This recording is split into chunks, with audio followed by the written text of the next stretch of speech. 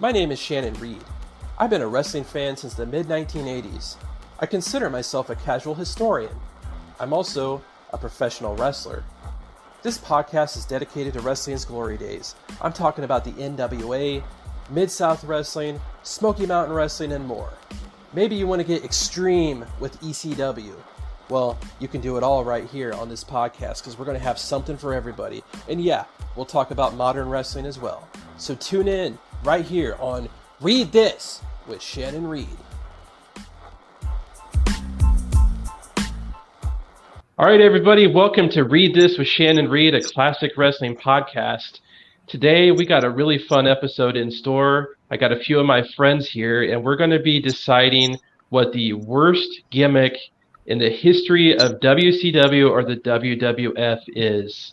We've got a 16 gimmick tournament, and at the end of it, only one gimmick will stand tall.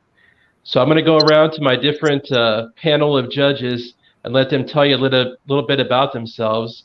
And first of all, I'm going to start with Tyler Sidwell. Thanks for having me, buddy. Been friends with Shannon for quite a while now, over a decade now, and just lifelong wrestling fan. Always one of those things like people always talk about if they could go back and do it over again, would you be a famous actor, football player? Like, I'd hold the title up at WrestleMania. That would always be mine. So, first match I ever saw that when I was a little kid, I mean, Hogan body slammed Andre, so hard to not be a fan after that. It's a big moment. So, I always try to get you to come over to the Extreme Wrestling Center, but I know it's far away and everything. So had you started that 2 years earlier, when I still lived down there, I would have in a heartbeat. Yeah, because you were closer to it than I am, because I'm north of the airport and it's all the way in Raytown. So, Jason, my former tag team championship partner, how you doing? The only time I ever won a championship in wrestling was with you, Shannon. It's the only time I ever did. Oh, I'm good. Jason's a good friend of mine, just like Tyler. Jason and I were the Impact Championship Tag Team Champions. We won Not that Impact though. Not the. Not that Impact. Not the good Impact. We won the bad Impact titles. Yeah, that's right. That's a matter of opinion, hardcore right there. So. Right. Yeah, we don't want to get started on that. But yeah, we won him in Topeka, and he had a really fun wrestling career as Ray Gamma. He got to wrestle Matt Cross, who wrestled in Lucha Underground as Son of Havoc, and he got to do some cool things. I was always jealous of his cartwheel flying elbow into the corner. I was told by some of the more athletic wrestlers that we worked with and trained with and everything too, that they said they couldn't do that either, and they were jealous of it. And here I am, this short, overweight guy who can do these flips and everything. Glad to have you on. And then lastly, we got Julius Cairo here, and Julius is a guy that is a wrestling manager, and actually managed in one of my matches. He managed the opposing team, unfortunately, which was Tyler Gray and Bones. And a funny story I'll tell you about that. He used to do this thing where he would throw money, right? So we're having this street fight tag team match at the State Street Project. And it's a lot of fun, and it's going really well. And I see money flying in the air, and I remembered that back in the '90s there was this match in Japan between the Headhunters against Silver King and El Texano, where the match was so good that fans threw money into the ring. If for whatever reason I saw that money flying, and I didn't realize that Cairo did that stuff, I thought fans loved the match so much they were throwing money into the ring. I remember that, dude. Oh, man, that was fun time. Yeah. Are you still managing, or what's going on? I kind of took a hiatus once I found out I had a kid on the way. She's 2 now. I'm actually kind of getting the itch to get back into it. I just have this affinity for pissing off old ladies. So, You and me too. You and me too. That makes 4 of us. but yeah, I miss it. I miss it a lot, man. But family life. I know other people got kids and stuff, but family life kind of made me change some things. But you never know. So you never say never. I'll say it like that. Yeah. And if you guys don't know, you can't tell by this podcast, but what are you, like 6'7"? It depends on what convenience store I'm walking out of. I've been anywhere from 5'8" to 6'10". So, but legit, I'm 6'7". Gotcha. That Gary Hart action right there. You got to be bigger than the guy you manage. All right, you guys ready to have some fun today?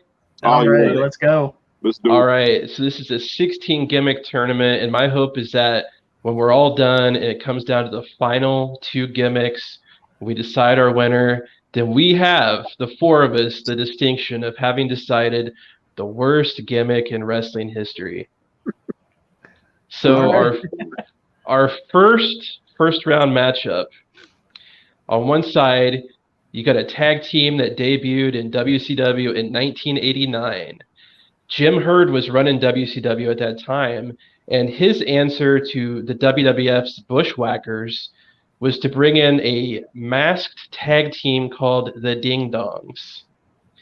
The Ding Dongs were Greg Evans and Richard Sartain under masks, and they had bells attached to their bodies, which often fell off during their few matches that they had. They had a bell in the corner that they would ring when the partner was in trouble to kind of get the fans going. Well, unfortunately, the Ding Dongs never got the popularity that the Bushwhackers did.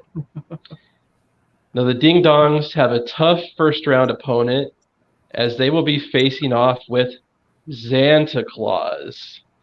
Santa Claus had an even briefer run in the WWF in the mid-1990s. He was managed by Ted DiBiase, and he was portrayed by Balls Mahoney, who was also known as Boo Bradley at a previous incarnation. And Santa Claus was basically an evil Santa Claus that came out to the match, and I think he did 1, maybe 2 squash matches, and then he was gone. So first round matchup, the Ding Dongs against Santa Claus. Tyler, we're ready for you to weigh in on your pick. See, for me, this one's a no-brainer. I mean, because while he was brief, I thought Santa Claus was perfect. I mean, the $1 Million Man might be the greatest heel of all time, and he always said everybody has a price. He bought Santa Claus. I mean, he somehow paid off Santa Claus to attack Savio Vega, and that was fantastic. I remember calling it. Actually, that was one of the first ones I ever, like, one of the first big surprises I ever called. Whenever Savio got in the ring and started mouthing, because he'd been outside talking to Santa, he jumps in the ring and starts getting in the $1 Million Man's face. I go, dude, Santa's going to turn on Savio. This is going to be awesome. And sure enough, he did. Like, I would love to see, like, the faces of the little kids and see how many kids that made cry, because that is just how awesome the $1 Million Man was. Like, so the Ding Dongs were just silliness. I mean, the fact that ever got out of the boardroom, like, people are like, no, for real, what's your plan? Like, Herd is a clown shoe. Like, I don't even know how to describe it any other way. Like, I mean, good on him that he somehow sold himself in the interview to get the job. But I mean, yeah. Holy he was a Pizza Hut representative from St. Louis that his wife knew somebody that knew somebody and kind of got the job as a fluke. So because in early 90s WCW, you just sort of failed upward. Like, I don't get it. So, like, the Ding Dongs, they looked more like, if you tried to order the Conquistadors off Wish. There you go. That's a good comparison. That's a very good comparison. It was just silliness. That was never going to go anywhere. I mean, let's be honest. Santa Claus was never going to be WWE champion, but or WWF at the time. But I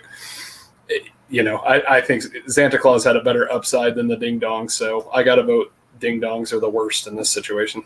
Okay, so and again, even though you think Santa Claus is better, we're voting for worst gimmick, so you choose the Ding Dongs. So the Ding Dongs move on. All right, Jason. All right. Well, first I will. I'm gonna go the opposite of Tyler here. I'm gonna actually say Santa Claus, and I'll be honest. I didn't watch much of WCW in the late '80s. I was a WWF guy, growing up. But when I was a little kid, I only knew WWF. That's all I knew that existed up until probably about the mid '90s when I realized that WCW existed, ECW existed, AAA existed, and I was like, oh, there's other wrestling out there, But so I grew up watching WWF, and with Santa Claus, and I remember having to ask you guys before we jumped on here. I was like, I didn't remember him much at all, and then I jumped on YouTube and I was looking stuff. I was like, oh, okay, now I remember, because like Tyler said, he only had 2 matches, and he was really there for a blink of the eye, and so the Ding Dongs were just kind of a silly gimmick that there wasn't much of a gimmick in there. They were just kind of being a silly tag team. Santa Claus was just, it was a full-on gimmick that was just terrible. I think it was meant to be terrible, but it was terrible, and Ted DiBiase couldn't save that gimmick. You got one of the best talkers, one of the best heels, in the past 10, 15 years or whatever in WWF trying to put you over, and that's just not happening. It's terrible. So yeah, I'm gonna go with Santa Claus. I'm gonna say he was the worst gimmick overall. All right, Cairo. Dude, based on name alone, not even getting real deep into it, I gotta go with the Ding Dongs, dude, because that was terrible. At least the gimmick of Santa Claus could still carry on as Santa Claus, and kids like Santa Claus. People like Santa Claus. The Ding Dongs, there's no way to. That's terrible. Just on name alone. And then the bell thing in the corner, yeah, I remember seeing that as a kid, and I was like, what is this? I went up and went to the kitchen. I kept looking to see if the match was over before I walked back in the living room. It was terrible. It was so bad. I'm going with the Ding Dongs, dude. Number 1 seed already out. All right. So far we got 2 votes for the Ding Dongs and 1 vote for Santa Claus. And there's 4 of us, and just in case there was some ties, I came up with some tiebreaker questions. Now, I was hoping there wouldn't be any ties, but we're going to have one in this first match. I have to go with Santa Claus as my pick, and here's why. The Ding Dongs was a horrible gimmick with 2 okay enhancement wrestlers thrown together as an opening match thing. Bad idea, didn't work. The skyscrapers ended up destroying them, and then they were gone. Santa Claus was just a completely bad WWF style mid-90s gimmick, similar to a Mantar. He came and went. He's not as memorable as the Ding Dongs, but the fact that they put Ted DiBiase's credibility with him. Now, I do like the idea of DiBiase buying off Santa Claus. That's kind of cool. But turning him to a wrestler that came out in a Santa Claus suit, waste of talent, hardly remembered. So even though the Ding Dongs are more remembered and may, have left their foot in wrestling a little more as far as bad memories, I pick Santa Claus in this first round matchup. So we have a tiebreaker, and this is going to be between Tyler and Jason. I'm going to ask you a trivia question involving a past terrible gimmick. The first person to chime in with the correct answer is the one that gets to advocate for their man to move, or their gimmick to move to the next round. Okay? Okay. Okay, so you got to wait till the whole question is asked before you answer. In the mid-1990s, the Yeti made his WCW debut. What stable was he a member of? Dungeon of Doom. Oh, I thought we were raising our hand. Oh, sorry. I have to give it to Tyler. That's fine. I was going to say the same thing. To go a little bonus point, as part of the alliance to end Hulkamania. So that is correct. So that would mean that he had a very prison way of trying to end Hulkamania, but so that would mean that the Ding Dongs will move on to the next round. All right. All right, we're moving on to our second matchup. First of all, we have the Shockmaster. The Shockmaster was the former Tugboat Typhoon who made his very memorable debut on Clash of the Champions as he was coming out to be Sting and Davey Boy Smith's mystery partner, and he fell through the wall, as everybody knows. Everyone started laughing, and because of this, he got turned into a comedy figure. He came out in the stormtrooper mask that had been painted silver, and definitely one of wrestling's crappiest gimmicks. And then his opponent is another very famous name that you might remember from the 1990 Survivor Series. He was portrayed by Hector Guerrero, and this is the Gobbledygooker, the man who came out of the egg. So the Shockmaster against the Gobbledygooker. Tyler, weigh in. I can't fault. It's an infamous moment in wrestling history, but my only problem with the Shockmaster is, it was bad luck, but was the outfit. Like, what it didn't make any sense. Like, and it created one of wrestling's funniest moments ever. And like, everybody remembers, like, in the background, you can clearly hear Davey Boy Smith saying, "Oh, he fell on his ass," and and the whole thing is when he starts to point and threaten, when he stands back, and kudos to him, just get right back up and act like nothing happened. Ole Anderson is laughing while he's trying to do the threatening spaceman raspy voice, So like, but what people like forget is, like, there was more audio to that. Like, was it? I can't remember if it was Booker T or Stevie Ray, but one of them blatantly, said, like, who the F is this, or something of that nature, and like that, which is oddly enough not the worst thing they've said on live television.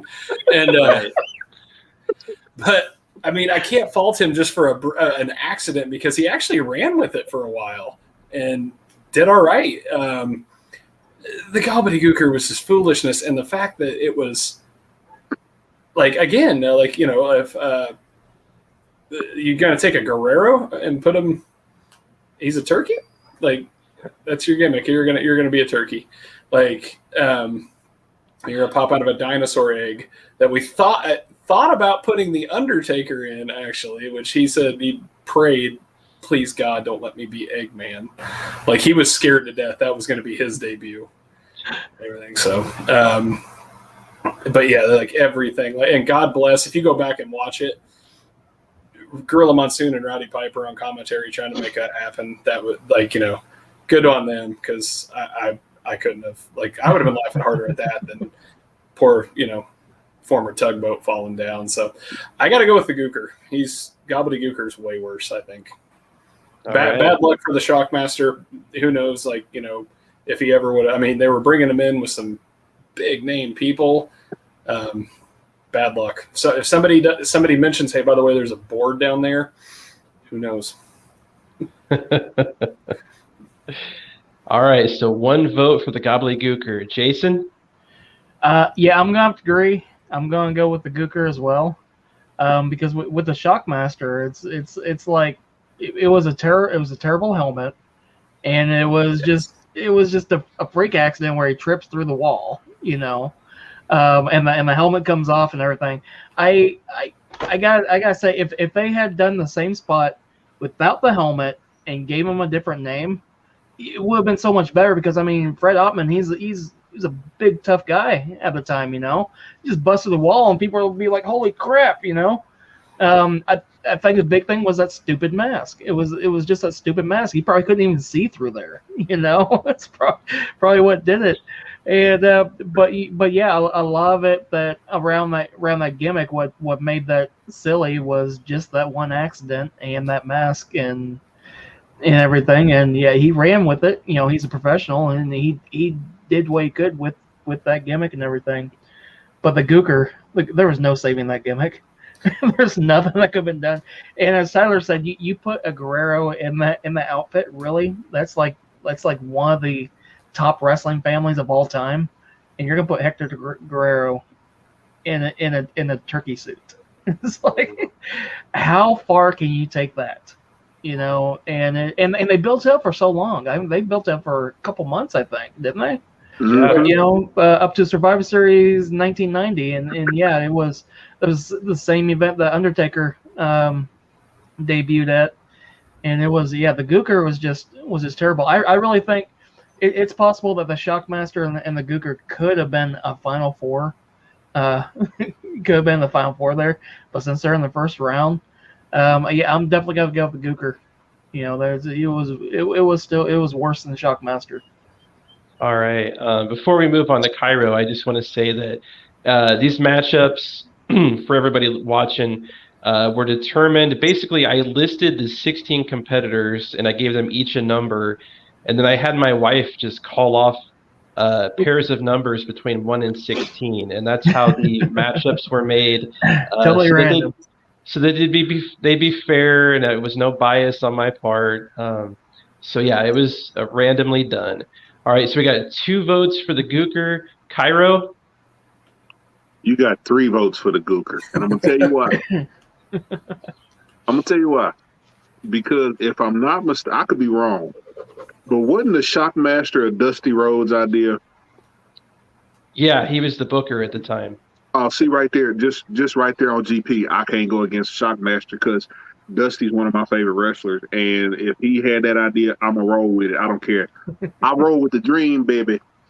he fell through the wall. That's Uncle Fred fell through the wall, but that's all right. But the Gobbledygooker was such a letdown because it's like you had all, like Jason said, you had all that build up, and then after Survivor Series, what do you do with a Guerrero in a turkey suit?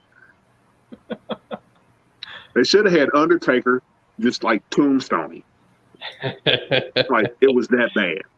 Like, hey, Hector, you want to go back out in the ring and have a match?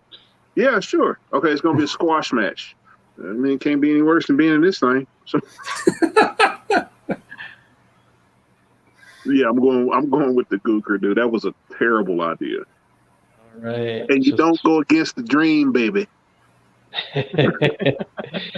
So 3 votes for the Gooker. Well, we're not going to get 4 votes for the Gooker.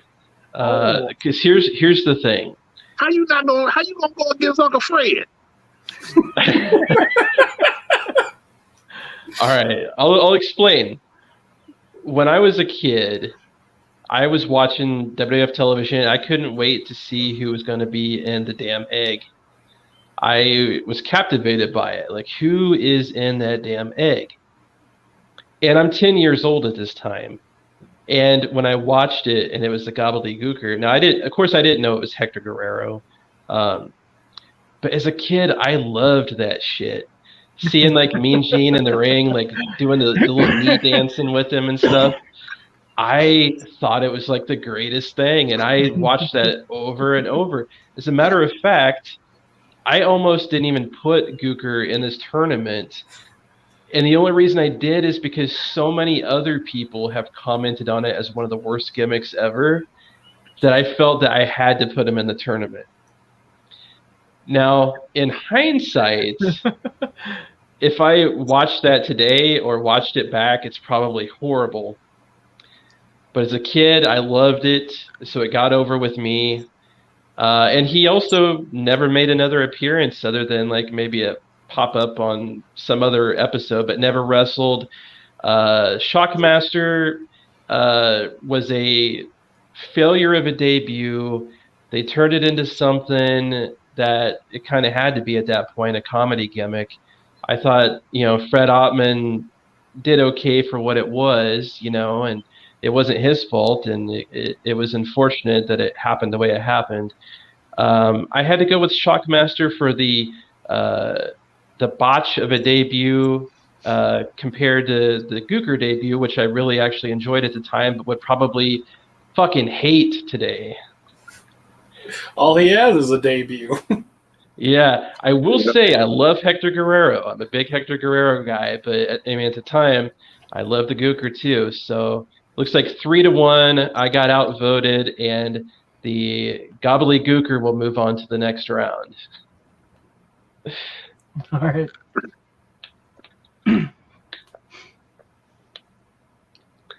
All right. Third first round matchup.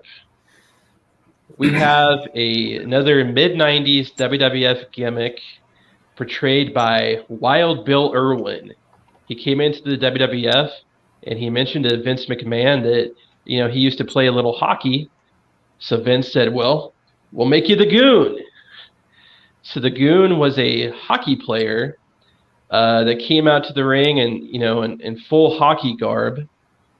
And he'll be facing off with the former headbanger Mosh, the man who had some of the most memorable vignettes during the Attitude Era, Beaver Cleavage. I think everybody remembers Beaver Cleavage. Oh, jeez. I'm sorry. That just sounds like a Bruce Pritchard idea. It just does. That just has Bruce Pritchard wrote all over it. I don't know that for sure, but it sounds like it. That sounds like Bruce Pritchard. It's like you put Bruce Pritchard, Pat Patterson, and Vince Russo in a blender and just created something. I was going to say Russo was still there at the time, so yeah. All right, Tyler, you get the first vote on this. Beaver Cleavage versus the Goon. This was a tough one, and I think my answer, I got to get a question on that. So we all know Beaver Cleavage does the vignettes where it's him and his mom, Mrs. Cleavage, making all kinds of innuendos, mother's milk and all that stuff. Your cookies are delicious, Mom, and all that stuff. So then he comes out a couple weeks later to debut, and in the middle of his debut, he says, "I can't do this," and breaks the fourth wall. One of the first times I remember the fourth wall being broken, actually. And then he comes out as Chaz, all that stuff, and says how he's got to thank her. She's really his real life girlfriend, all this stuff. And so was the intention always for that to happen? Does anybody know? I don't know. I don't know. So, it's kind of like I wish we had a definite answer on that, because if that was the intention all along, then I don't fault the Beaver Cleavage gimmick, because it was always supposed to be set up to be something that was never going to happen and try to make just Chaz the guy good. But even in defense of it, I think I still have to pick the Goon to go on, only because Beaver Cleavage just really, are we shocked about that in the Attitude Era? Two of the most popular characters were a pimp and a porn star, and Beaver Cleavage, I was kind of like, yeah, okay, that took long enough to happen. I'm surprised it took this long. But with the Goon, kind of unfortunate by the outfit. He did like he said, the hockey garb and stuff. Like, how are you ever going to put on a real good match with that? You're never going to have where I played hockey one year, and it's one of the hot. I played 10 years of football, and I never sweat near as much as I did when I played that one season of hockey, and that's a lot of stuff to wear. So I can't imagine trying to wrestle in that. He was never going to put on any 24-minute masterpieces or anything like that. So I think he was doomed from the get-go. I'm going to give Beaver Cleavage the benefit of the doubt that they had a long-term plan there that just didn't work out, and so I'm gonna say the Goon is worse. All right, Jason. So Tyler brings up an interesting point about the I didn't even think about when you're a teenager, you don't think about what's breaking the fourth wall, what they really plan on doing everything. I just watched it because that's I liked what I liked, and I just watched to enjoy it. But now thinking now, because Tyler and I, we had a little discussion about I brought the possibility of putting 7 in this tournament. Because the character that Dustin Reynolds played, that was kind of like a watered down spin-off version of Goldust when he was in WCW, and he broke the fourth wall. He says, "I can't do this crap." That's I left WWF because of this and everything. So, and then you bring up the possibility about Mosh doing the same thing or Chaz doing the same thing, and that never clicked in my head until now, to be honest.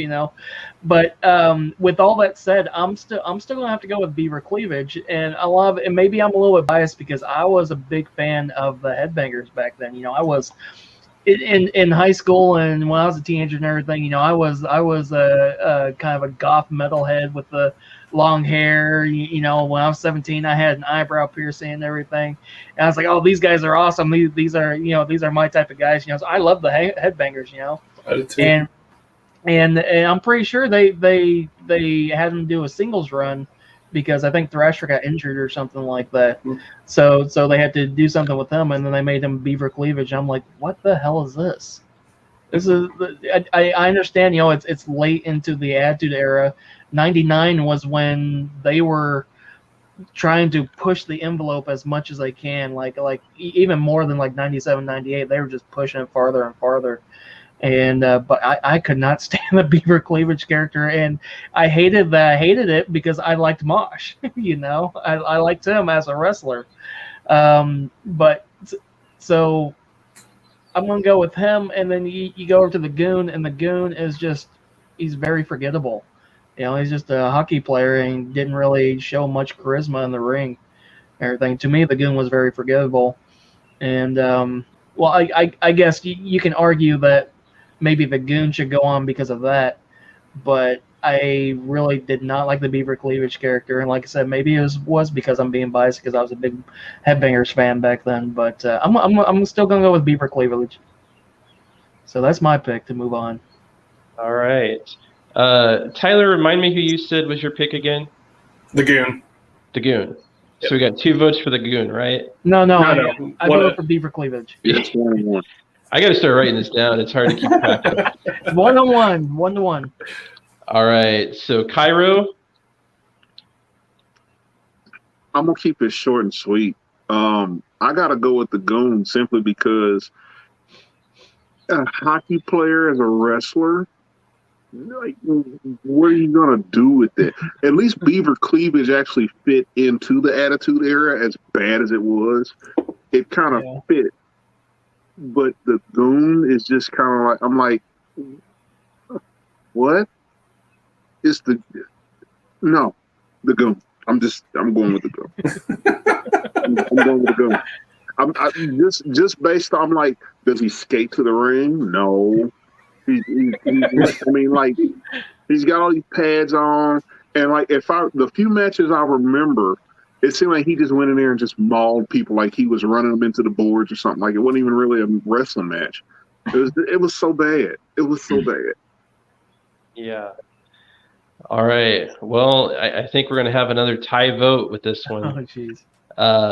So my vote is for Beaver Cleavage. It's a tough one. It's a tough one because the Goon, Bill Irwin was a good wrestler that was saddled with a bad gimmick, and he couldn't really do anything wearing all that hockey garb. He came in at a time where they were looking to bring in a bunch of guys to kind of fill out the lower cards they could put over the guys on TV. They brought in like the Goon and Freddie Joe Floyd and the Pug and those guys. So he was handicapped, horrible gimmick, couldn't have a real match.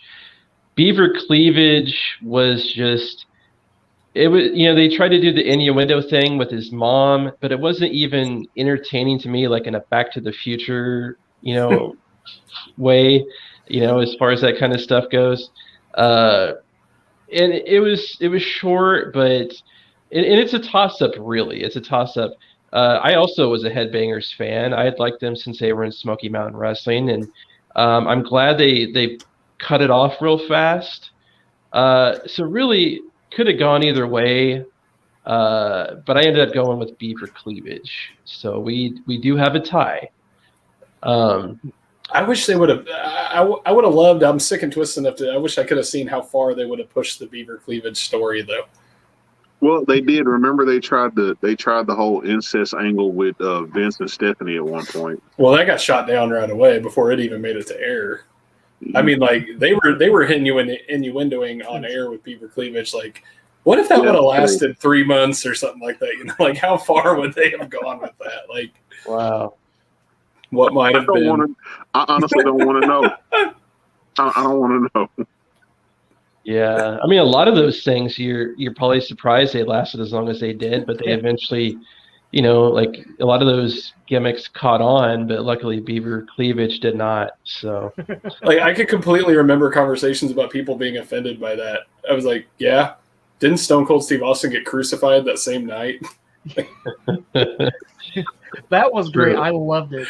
Oh, I did too. I loved it. Yeah. You can't curse one while loving the other. I was like, don't be offended.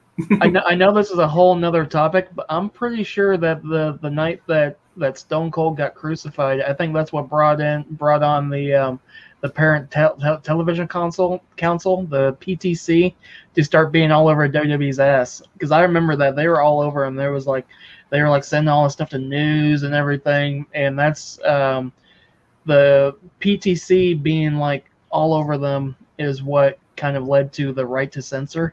The right to censor was a kind of spoof off of the PTC, which was a real organization that was hell bent on getting WWE canceled. Very underrated stable too. Yeah. Definitely better than Beaver Cleavage. I'll give it that. All right, so we got to do a tiebreaker question. And so this will be Cairo representing the Goon, facing off with Jason representing Beaver Cleavage. All right. In the mid-1990s in the WWF, Eric Watts and Chad Fortune were a tag team. They were brought in as a babyface tag team. What was their tag team name? Oh, I know this.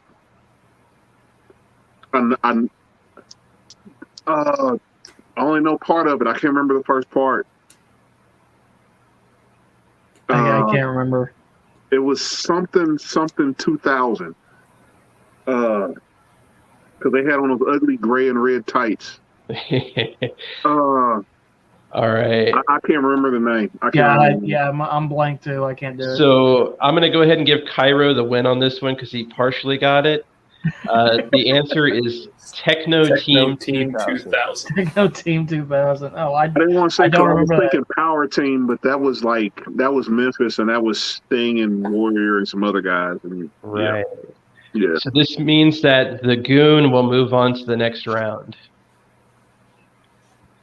All right. That one is kind of a toss-up, though. You could go either way. That was a tough one. I'll be honest. Even though I voted for Beaver Cleavage and I marked it on my sheet that I did, I kind of regretted it as I was speaking about it, just because the Goon can't really wrestle in that gear. Yeah. So, all right. So next first round matchup. One of the most memorable bad gimmicks in history was bestowed upon Terry Taylor. Terry Taylor was made into the Red Rooster in 1988, originally as a heel managed by Bobby Heenan, and then later turned babyface and had a babyface run. Cairo is a big Red Rooster fan, as you can see. But he has some really stiff competition in this first round as he faces the one and only Dr. Isaac Yankem. Dr. Isaac Yankem was Jerry Lawler's dentist, portrayed by the former Unabomb from Smoky Mountain Wrestling and the future Kane. Dr. Isaac Yankem came in with his famous bad teeth, his famous entrance music, which consisted of just drill sounds. Had some high-profile matches against Bret Hart. But yeah, Red Rooster versus Dr. Isaac Yankem. Tyler? Wasn't he also the Christmas creature? Or is that somebody else? In Memphis, he may have been. I know the Christmas creature was in Memphis, and it may have been him. Yeah, maybe. I believe I'm pretty sure. I mean, I think part of like what makes a bad gimmick is a person's ability to recover from that too. And Isaac Yankem to that other one we shall mention later, to Kane, I mean that's got to be up there with the greatest recoveries of all time, like top 2 or 3 for sure. So for that, and if you remember back in the mid 90s, everybody had a career outside of wrestling. Like, we had trash men and, hockey players and, others we're going to find out later, all kinds of things. I mean, we had an inmate, Nails. Yeah. I mean, like sexual chocolate. Yeah. Well, that was more just hobbies outside the ring, but what can I say? The fact that he did not come out to Randy Watson's music from Coming to America did break my heart when he was called Sexual Chocolate, by the way. But no, so to me, Isaac Yankem never was really that bad as much as it was just another job like gimmick, like this guy is a dentist, this guy's a plumber, this guy's, this and that. Like I can't believe we didn't have any lunch ladies in there at one point, but like we had teachers, we had everything. You took a really, really good technical wrestler and made him a freaking rooster. Like, Terry Taylor was never going to be a world champion, especially not in that era. That's your Hulk Hogan's, and stuff like that, your big guys like that. I mean, he made Macho Man look huge back then. He was a little dude, but, I mean, he was a perfect example of what could have been a good Intercontinental champion or a good, maybe over in WCW, good TV US champion, maybe stuff like that. I'm going to let my vote be his promo from WrestleMania 5 when he fought Bobby Heenan, when he told him, he says, I'm going to prove that I don't need you anymore, Heenan, and it's going to be a great day in the barnyard when everybody's going, you suck forever. Put him in the finals right now. All right, so 1 vote for the Red Rooster. Jason? Yeah, I think here we have a 2 really good wrestlers just put with 2 really bad gimmicks, and I agree with the with Kane or Glenn Jacobs going from bad gimmick to a good gimmick that he made great, that it's such a great recovery for Glenn Jacobs, going from there. And to be completely honest, I actually liked Dr. Isaac Yankem when he was there. I know it's a bad gimmick. I know but it made me laugh. I thought it was bad, but it made me laugh, and so I ended up liking it, And he was, you can tell his in-ring work at the time was not great. He was still trying to get.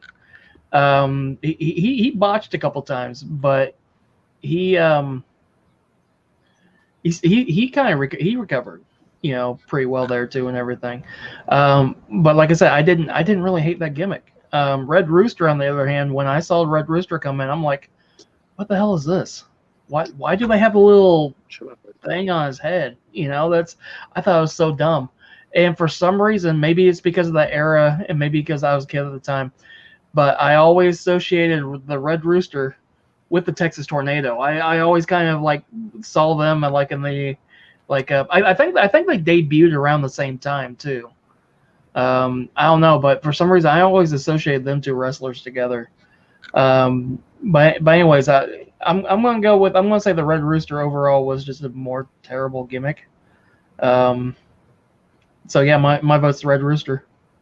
All right, so that's 2 votes for the Red Rooster. Cairo?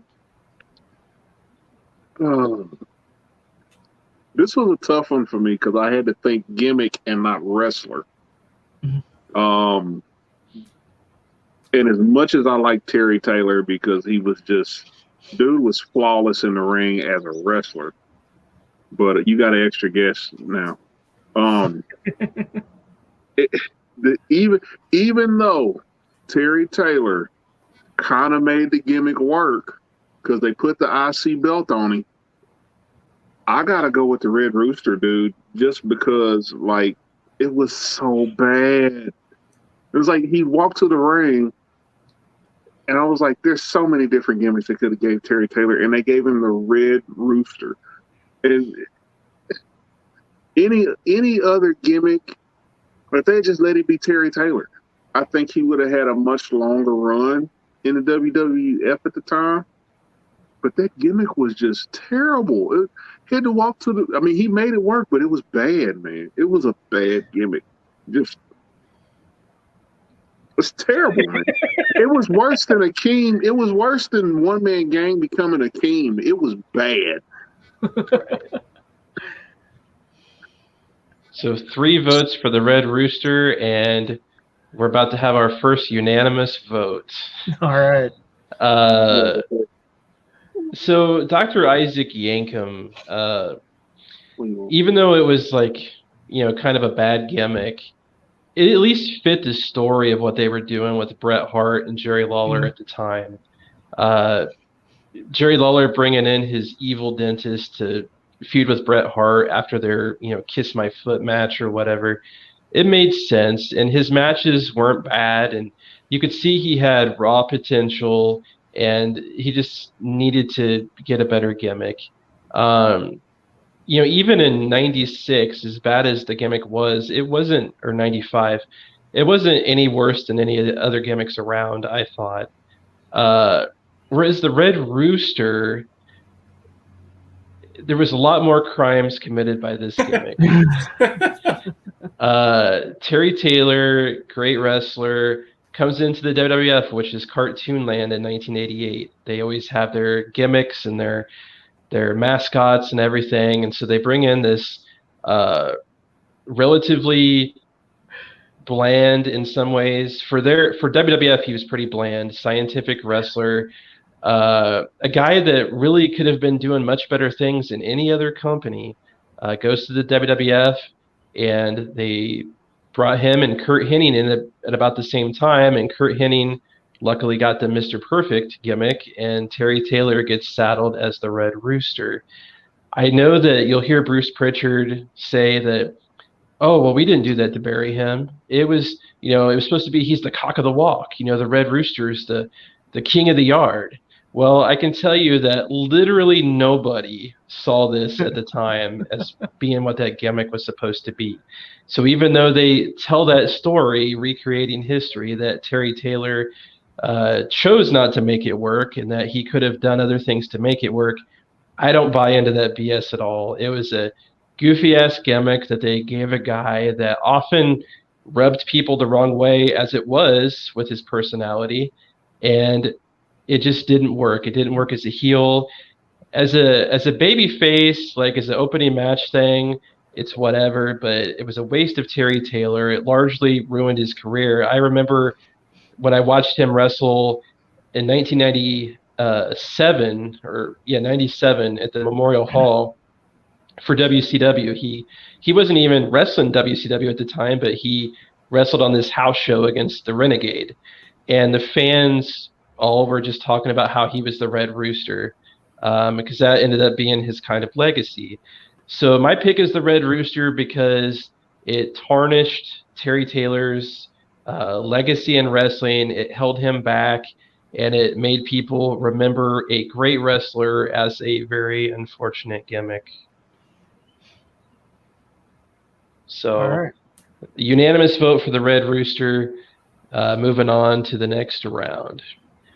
All right, so our next first round matchup pits the plumber T.L. Hopper, who was portrayed by the former Dirty White Boy. In the mid-1990s WWF, he'd come out with a plumber in his hand, wearing a wife beater. Oftentimes, he was just like the Goon. He was brought in, he got a win or two over some job guys, and then it was just losing every match basically. But he's facing off with the one and only Mantar. Mantar had a even briefer run. Brought in, he wore a big moose head on top of his head. He was managed by Jim Cornette. Didn't do anything memorable at all. So we got Mantar against TL Hopper.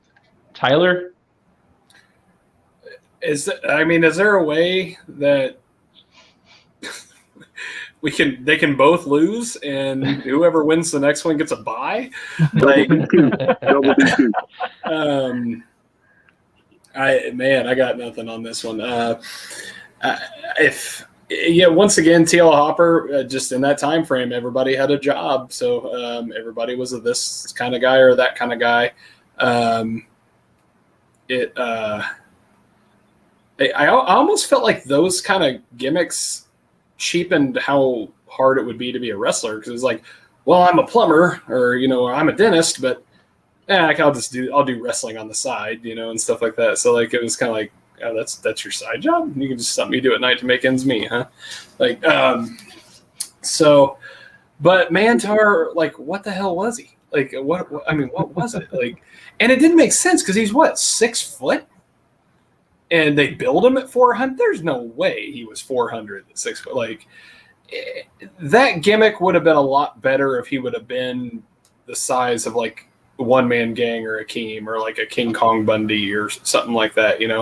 He was too short. Like, I'm taller than Mantar, and like you're going to be this half man, half beast thing. But like, nah. Like, for me, could have possibly in that era been a decent gimmick if you'd have put it on. Like, I would never do this to a man of his talent, but like a guy the size of Vader would have been perfect for a gimmick like that, I think, because Vader was big, but he wasn't fat. He was buff. He's fat, but he's buff too. It's like a guy that size would have been okay for that. But yeah, I got to go Mantar on this one. Just silliness.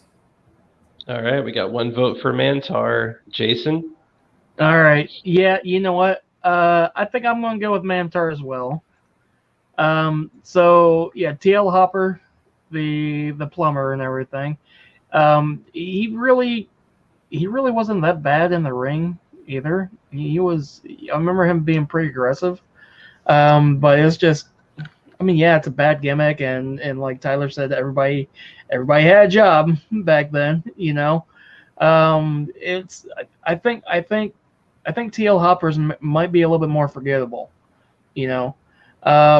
Mantar is, people remember that gimmick because of that giant Mantar, mask head or whatever it is, and it's just, I think like when he got in the ring, he'd act like he was going to like bulldoze his opponent or something, and before he took his mask off, and it's like, okay, your gimmick is the Mantar, and you're going to take the mask off.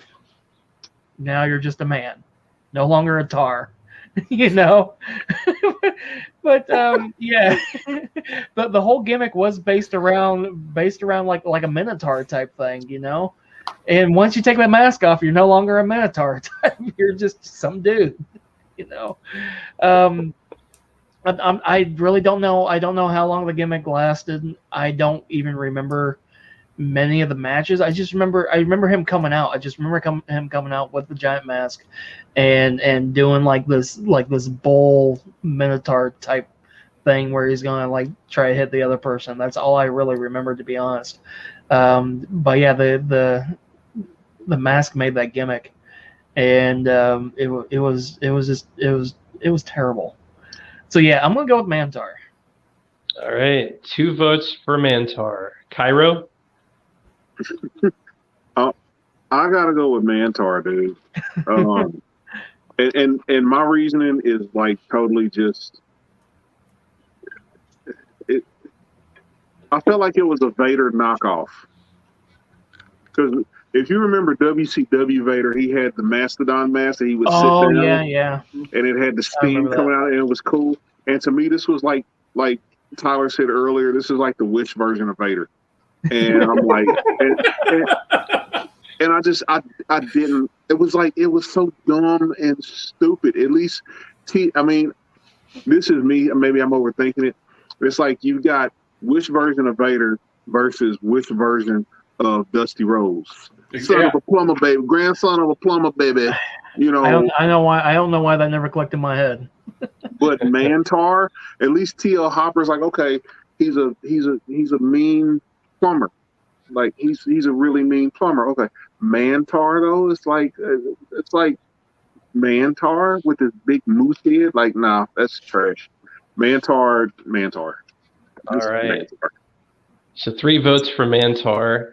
She votes for Mantar too. All right, 4 votes for Mantar. I guess I'm the only one that's going to vote for TL Hopper on this one. So Mantar was a terrible gimmick, short-lived. Just the man beast came out with Jim Cornette. I think that's the only reason people still talk about it. But his gimmick was really kind of nondescript. And he was a guy that just kind of faded like shortly after that. I think he had a little run in. He did a couple shots in Memphis and in ECW, just losing some quick matches. And then he was gone. But T.O. Hopper, I have the same issue with this that I did with the Red Rooster. So my favorite promotion at the time from like 92 to 95 was Smoky Mountain Wrestling. And the Dirty White Boy was the top singles heel and later the top singles babyface. And so I watched him in all of these wars he had with like Brian Lee and Tracy Smothers, these bloody battles. He was a very good wrestler, a very good promo. He did a gimmick where he wore a Yankees jersey, and he did that to piss off the fans in the South, and he brought out Ron Wright as his manager, and he came out to Dirty White Boy by Foreigner. He was really good. And then, just like they brought in Tracy Smothers as Freddie Joe Floyd after Smoky Mountain closed, they brought in the Dirty White Boy as T.L. Hopper. So here I'm now watching this guy that I'd been a fan of for years and seen in all these bloody wars, and they make him a damn opening match loser plumber. Horrible name, horrible gimmick, horrible look. He could still do the stuff in the ring, but nobody was going to take him seriously, just like with the Red Rooster. And it wasn't even as memorable as the Red Rooster, because at least I'm sure there were some kids that liked the Red Rooster. Nobody liked T.L. Hopper or was entertained by it. So I vote for T.L. Hopper, but he will not move to the next round because the man moving on is Mantar. Bonus point for you if you know the plunger's name. I don't know it. Name? Betsy.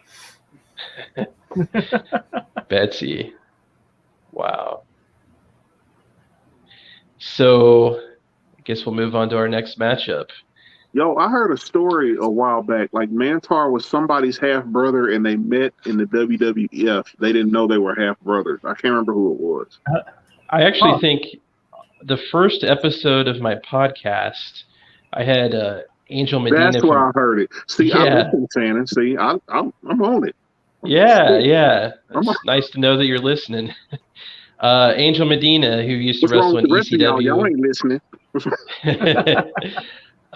He told a story of how PN News and Mantar were half brothers. So, a little interesting. I'm like the only person I know that liked PN News.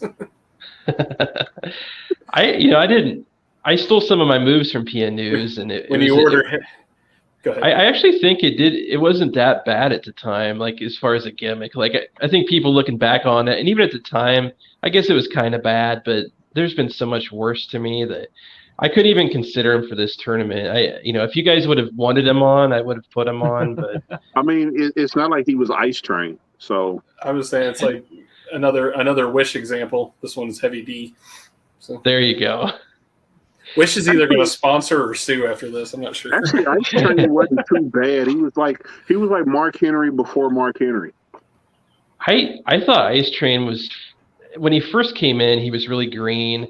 But by the time he was teaming with like Scott Norton and Fire and Ice, and he was with Teddy Long, I thought he was pretty solid. Like Fire and Ice had some pretty good matches with the Steiners, but I feel like something more could have been done with him. But he was one of those guys that when WCW went away, you just never saw again. I always thought Fire and Ice just should have been the dominating team that just ran through everybody. Like, and then you really got to believe a real hero's got to come knock them down. So. Yeah, I remember at the time I didn't like that they paired him up because I was a Scott Norton fan and I just saw Ice Train as this like green kind of prelim guy, but he really proved himself, I thought, in the team. Like when they were with the Steiners, it was like four bulls colliding, and he kind of got over with me for that. But I think the name held him back, and the fact that he never really got to do anything besides that like generic type mid-card babyface thing. And maybe he could have done more, maybe not, but yeah, he wasn't bad. I got us off subject. I'm sorry. Oh, you're fine. We could bring up any other memorable gimmicks we want to through the course of conversation. So our next first round matchup is Doink the Clown. Don't need to say a lot about Doink the Clown. Everybody remembers him. And he'll be facing off against the masked man known as Who, which was Jim the Anvil Neidhart during a run in the mid-1990s, right around the same time as T.L. Hopper, actually. So we got Who against Doink the Clown. Tyler? I mean, Who... When you create a gimmick to solely make jokes out of it, because it was they did the whole who's on first thing, haha, who, what? No, not him. He's in somewhere else, where? No, where's in WCW or whatever, and just silliness like that. Like, you're basically killing it before you even put it through the curtain. Why do it? And this was like before the everybody had the internet in their homes. You didn't need to look up online to tell that was Jim Neidhart. Like, the only way they could have made it worse was if the goatee would have been hanging out of the mask. I mean, it was clear as day. It was like, oh, I haven't seen Jim Neidhart in a while. Well, I wonder who this big, giant-chested, hairy man is. It was done. It was goofy. Like, just let him be Jim Neidhart. Jim Neidhart was a badass, man. Like, he was, like, for a big man, like, he can move like Bam Bam Bigelow. Like they could fly all over the place. Like, he'd do a slingshot over the ropes and stuff like that, and throw the big drop kick and all that stuff. Like, Jim Neidhart was great. I liked him. I didn't understand why they just didn't let him be him. I love Doink. I don't care. I know Matt Bourne was a great wrestler, and then who was it after him? I forget. Steve. Steve Kern was the second Doink at WrestleMania, but then. Ray Apollo, I think was the name of the guy, or Phil Apollo. Ray Apollo was Ray Ray right. Apollo, yeah. Yeah. I thought Doink was great, especially when he started out. I thought the worst thing they did was turn him face. Like when he was the evil clown and he found all the crazy ways to win and the weird submissions he would do and stuff like that. Like I thought he was good. I thought they could have made him even darker, to be honest with you. But he was limited once they turned him good. I mean, he had to be goofy at that point and stuff. But even then, he was still pretty good. He could still wrestle and he could still go. And it lasted. I mean, it lasted through multiple promotions. And ultimately, in the long run, I thought what they did with him in ECW, where he did the whole, like, personality disorder thing. And Born Again. Yeah, Born Again with the half paint and all that stuff. That was awesome. That was great they found something else they could do with a clown. And I was like, that. I never thought Doink was a bad gimmick. It was limited as to how far it was going to go. There was definitely a ceiling, but in this case, I think Who runs away with this one. Who's way worse. All right. One vote for Who. Jason? Yep. I think in this tournament, Doink might be the best gimmick in this whole thing, because he Doink lasted for so long, and they made it work, especially as the heel. I remember him taking like his little cigar and popping the kids' balloons and stuff as it went down. And I thought that was great. I thought it was hilarious. I loved it. I was always a Doink fan. So I thought that gimmick was great, to be honest. Who though? Yeah, it's as Tyler said, it was all based around that who's on first joke, that old joke. They just wanted to do that joke is all it was, and I'm a big Jim Neidhart fan though. When I was wrestling, I based a lot of myself on Jim Neidhart. Does that mean Does that mean I was Brett in our tag team? Sure, you can be Brett. No, when I was single, I'm a little overweight. I kind of had that shorter version of Jim Neidhart's stature. So when I was researching and figuring out what kind of moves I wanted to do and everything, I looked towards some of the stuff that he did. So I was a big Jim Neidhart fan, but that gimmick was terrible. It was all based around that one joke, who's on first and everything. Because I remember the commentary, I think it was Vince and somebody else. They always made that joke, on the commentating table. So yeah, I'm gonna have to go with who. That was a terrible gimmick. 2 votes for who? Cairo? 3 votes for who? Because I love Doink the Clown. I mean, you look at how long that gimmick lasts and how many people got to run with that gimmick, face or heel, good or bad. It lasted at least 7, 8 years. But I mean, my favorite incarnation was the Matt Bourne incarnation because he just had that dark twist. He smiled and kind of cut it off and looked like, whoa, who can I piss off right now? Like, like what can I do? Like, oh look, there's a kid. Oh, you like he would have like the buzzer in his hand for kids and like throw their nachos on. I think, who is worse? Doink, like I'm with Jason. Doink is probably the best gimmick in this tournament. Real talk. Right. I think I might have to agree with that. All right, so 3 votes for who. Doink probably is the best gimmick in some ways in this tournament, and I felt like he had to be in the tournament just because Doink the Clown, just kind of synonymous with the gimmicks. I also chose to vote for who. The main reason is, okay, so Doink the Clown. Who? Doink the Clown, during the time that he was portrayed by Matt Bourne as a heel, even though I initially was like, ugh, not a clown, because I hated the gimmicks at the time. Matt Bourne was such a good wrestler, and as a heel, it worked. Like, he came out there and he could wrestle. He was like suplexing dudes all over the place. I know Tyler mentioned the submissions he would do. He did that like stump puller move. Oh man. I remember doing that at the Extreme Wrestling Center on a guy, and I didn't even realize I was putting him out, and they had to like tell me, hey, he's going out. So it's a dangerous move for sure. But when Matt Bourne was doing it, I thought it worked because Matt Bourne was such a good wrestler. Every single incarnation after Matt Bourne as a babyface, I hated.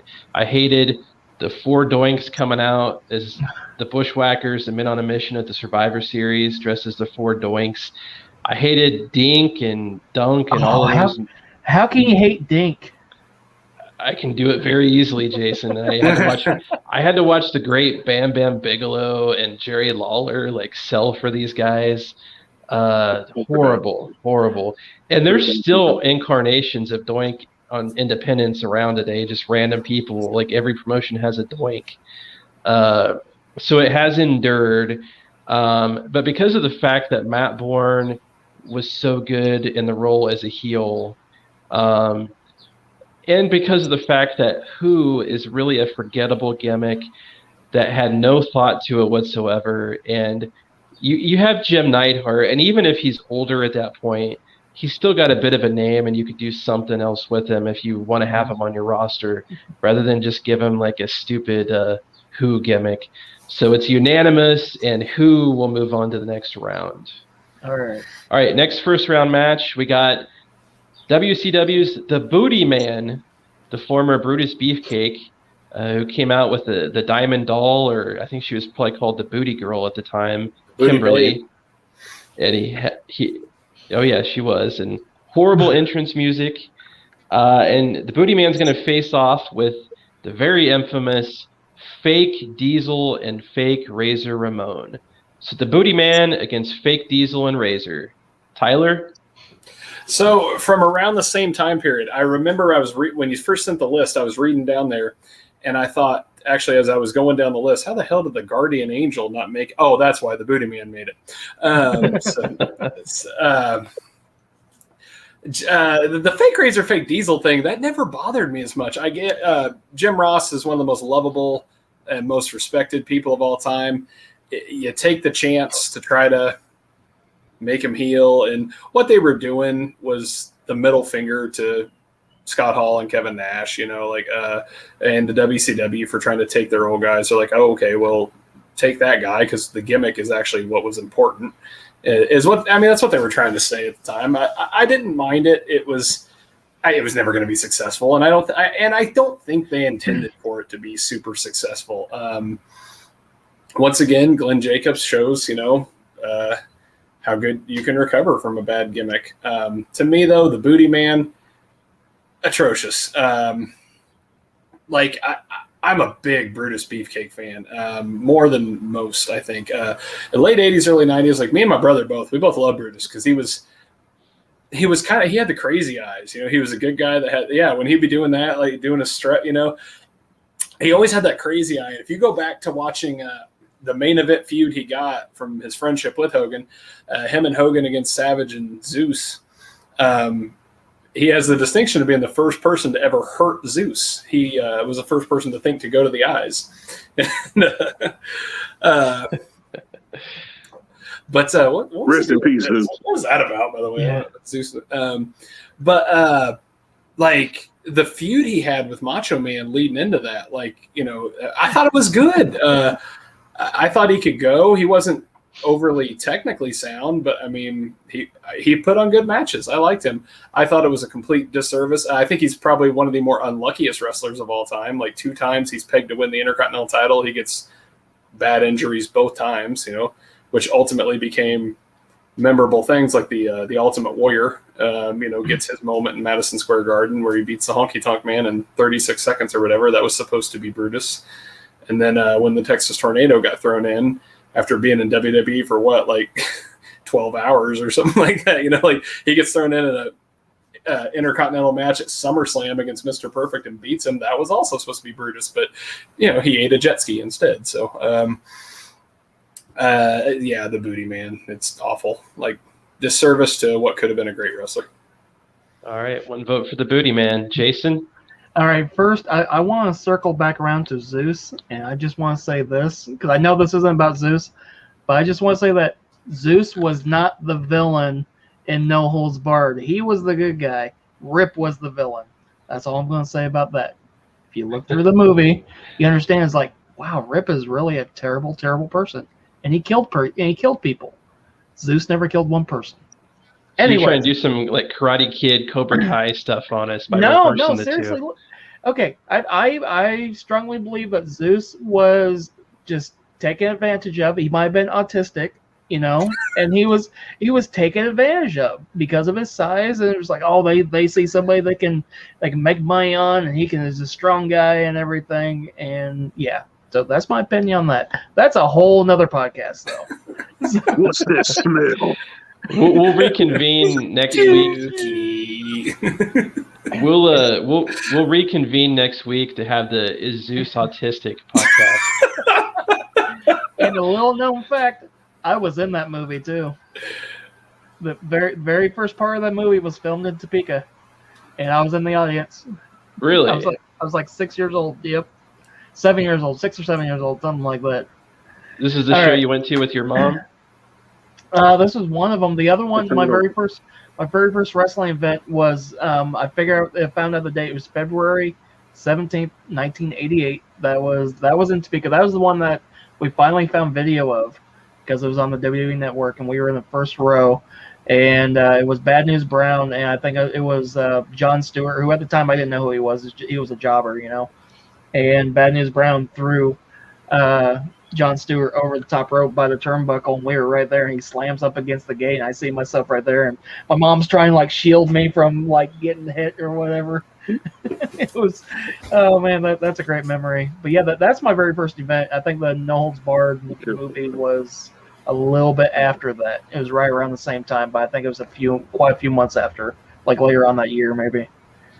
So, Gotcha. all right. Anyways, back to the tournament. Booty Man versus Fake Razor and Diesel.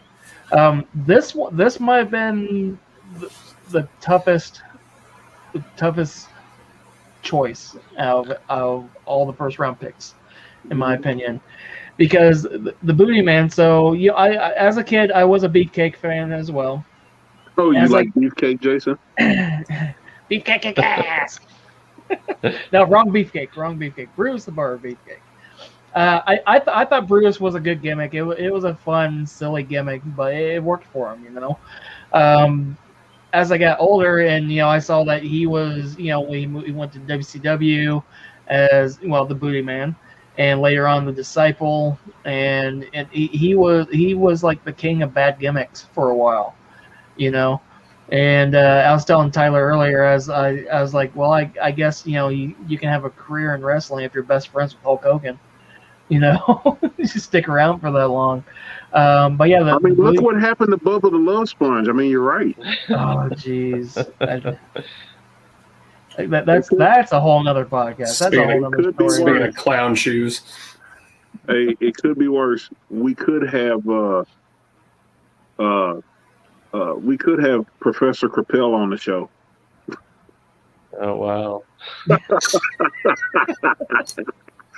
Oh boy. Speaking of love sponges. Oh, that's great. So all right, so yeah, Booty Man's Booty Man. I mean, first just look at that name, the Booty Man. And it's not like Billy Gunn's Mr. Ass or Ass Man.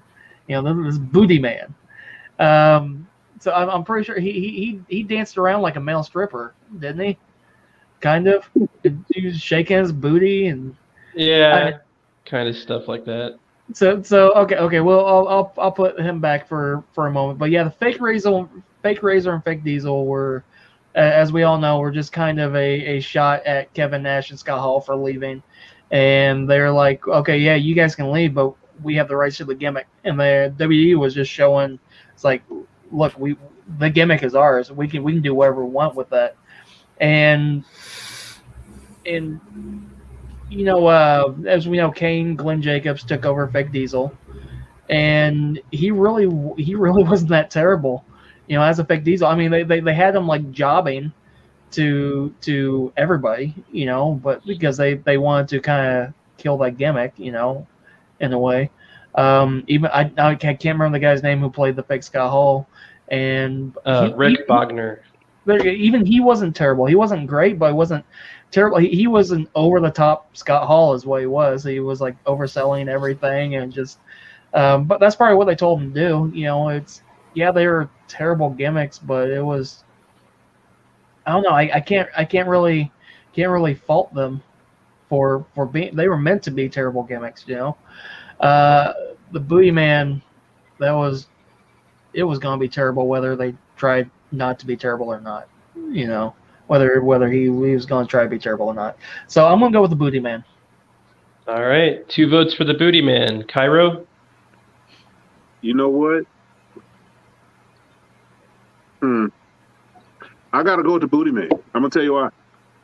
Because when they first brought out Fake Razor and Diesel, they were actually a pretty good tag team. Even though they weren't like the greatest in the ring, they were actually a pretty good tag team. I remember seeing it and being like, that ain't Diesel and Razor Ramon. That's like Wish version. Well, I know we didn't say that like 20 times tonight. But, I mean, it was like, okay, I could actually watch this. But Booty Man, he came in WCW because it's kind of like Brutus Beefcake and Hulk Hogan are like Arsenio Hall and Eddie Murphy. It's like Arsenio Hall is only in movies because Eddie Murphy is like in the movie and producing the movie. And it's like the only reason they brought in Brutus was because he was friends with Hulk Hogan. They're like, Eddie Murphy, my best friend. Like, Arsenio Hall got a show. He got a nighttime talk show because of Eddie Murphy. Because they wanted Eddie Murphy to do it, and he said no, give it to Arsenio. And Arsenio, I mean, he did his thing.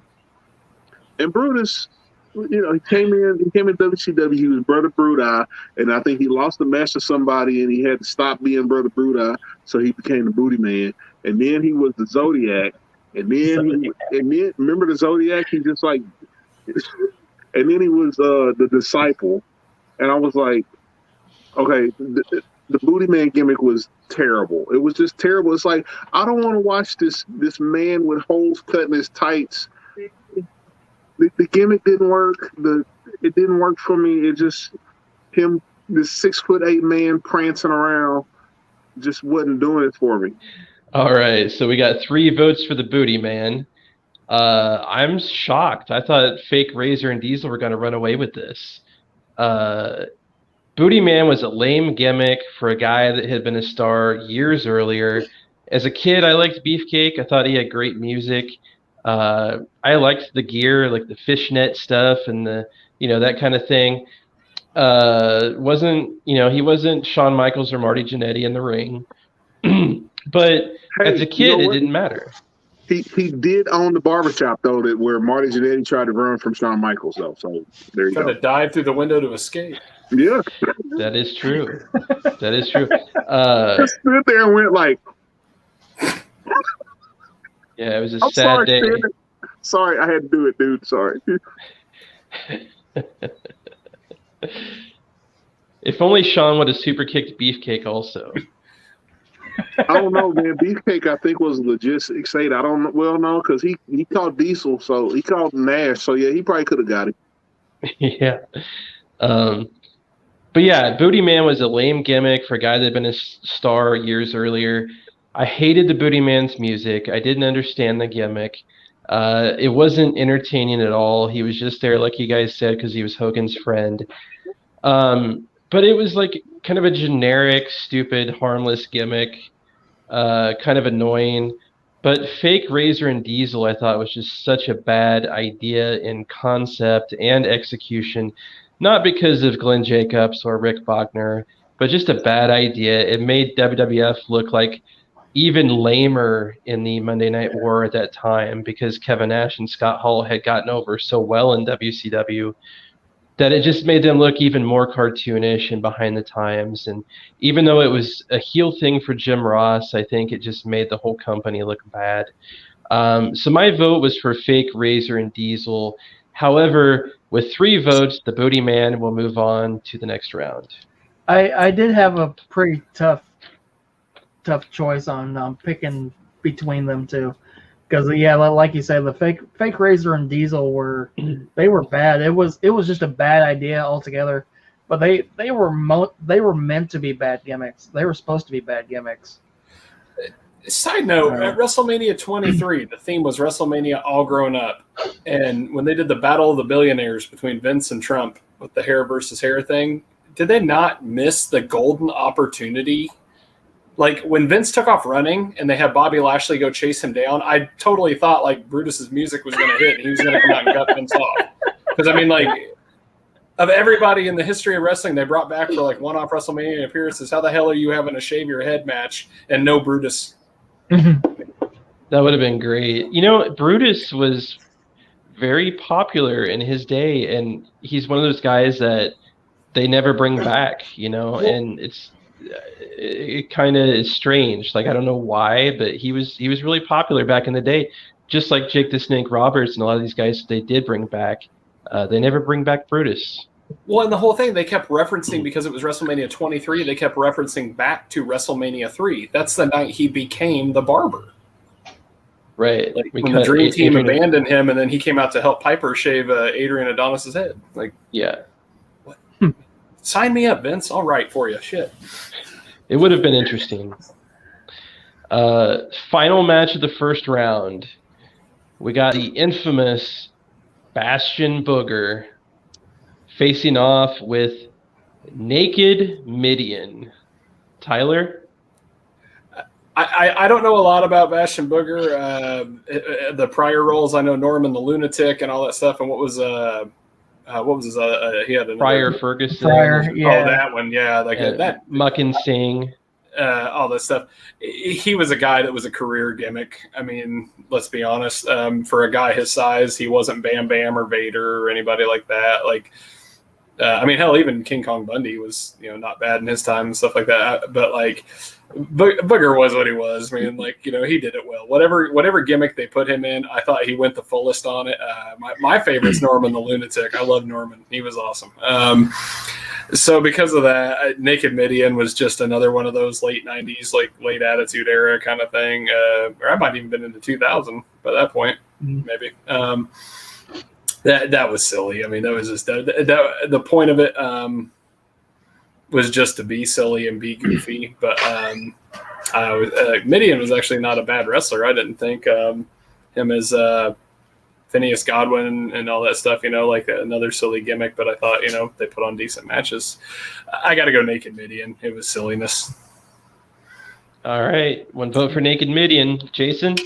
All right. So yeah, I was actually, I was a fan of Midian, mainly I think by association, because one of my favorite factions is the Ministry of Darkness.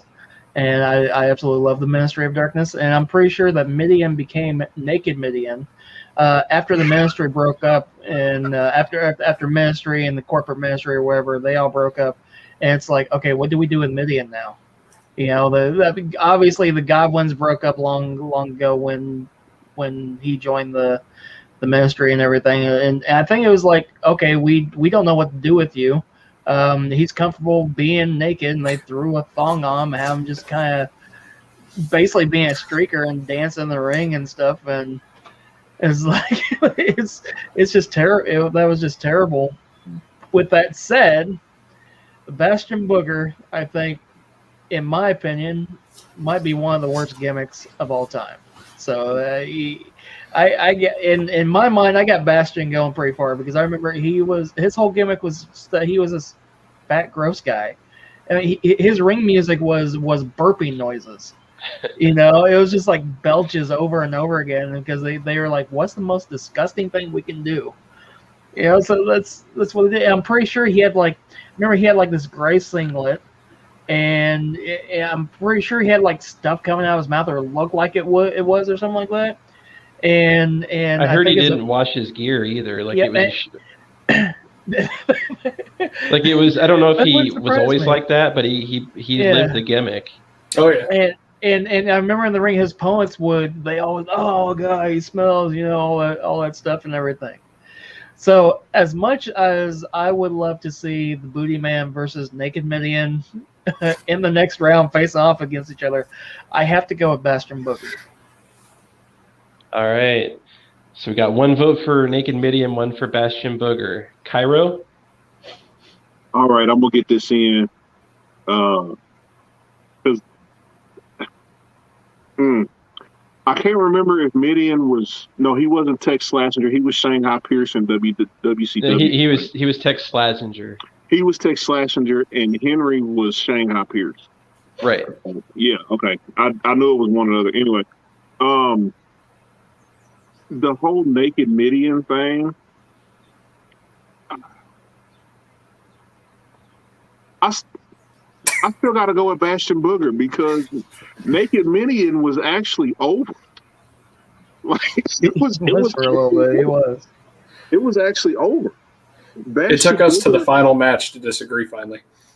Yeah, but I mean, Naked Midian was over. I mean, yeah, it was shock value that they, but he was over. Like, when he showed up, like, everybody, like, they laughed and did whatever they were supposed to do, but he was over. Like, it was kind of weird. People wanted to see Naked Midian, but they wanted to see Naked Midian because he was naked. Well, almost. Well, pretty much. And I remember he just running barefoot with his thong on. I think one time he just had like a cod piece. So I'd have to go. I got to go with Bastion Booger, just because, I mean, Naked Midian was over. So yeah, Bastion Booger, because that was just gross. All right. So looks like I'm going to have to tie it up here, guys. My vote is for Naked Midian. These are probably the two most repulsive gimmicks on this list. True. As far as a visual. Bastion Booger, it was a gross fat guy gimmick, of course. And Mike Shaw, that did the gimmick, back in his Stampede days, actually could work pretty well. He had some good matches with Owen Hart. He was a good heel, good promo. The Norman the Lunatic thing, I thought he did pretty well. That would be my favorite of his gimmicks compared to what he had later on. All of his WWF gimmicks were terrible. Friar Ferguson, the monk gimmick he did, and then Bastion Booger. And he didn't have any real memorable matches. By that point, he was really heavy and wasn't doing a whole lot. Unfortunately, passed away young. Naked Midian, the streaker gimmick, I didn't get it. I thought it was just a kind of a waste of space on the program. I commend his ability to do very much different gimmicks. He had a long run in the big two companies, which I think is a testament to how hard he, worked and how well liked he must have been. But the naked gimmick, I just wasn't digging it at all. And I ended up picking Naked Midian because I consider it the least memorable of the two gimmicks and the shorter lived. And but like you said, he was popular, and I may have a bias because I remember Bastion Booger more because I was watching more closely at that time. But I vote for Naked Midian, which means that we have a tie. So we're going to go to a tiebreaker question. And this would be between Tyler and Cairo. Oh, fun. So, Cairo, you will represent Bastion Booger, correct? That's who you voted for? Yeah. And Tyler, you represent Naked Midian, correct? All right. Sounds like the worst agent gig ever.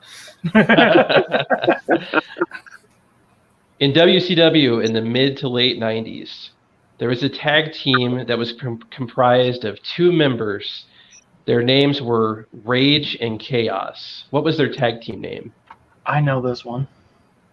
I remember the tag team. I can't remember the name. They were forgettable. Rage and Chaos. That wasn't Chronic, was it?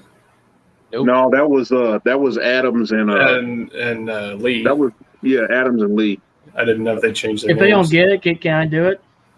I can't remember their name. I know what he's talking about. I just can't remember their name. All right, Jason, you know the answer? High Voltage. High Voltage. Oh, I remember wow. So, Jason, who did you vote for again? He had Bastion Booger. Bastion Booger's going to move on. That's the first one I've lost. Yeah, Chronic was the Bryans. Dr. Dre. Yeah, I couldn't remember if they changed their names to be Chronic or not. But I guess for most of the mid '90s, Bryan Adams was still in WWF. Yeah, Chronic was late '90s, early 2000s. It was. I remember Wrath. I was like, holy crap, Wrath is because Wrath was Atom Bomb in WWF, and I was a big fan of his, especially when he became Wrath because as Atom Bomb, he was. I mean, he was obviously very built and everything. Remember when he became Wrath, he just got like super in shape. I was like, holy crap, this guy might be able to beat Goldberg. That's what I thought. But yeah, anyways, the answer is High Voltage though. I remember that because those were shorter, stout guys.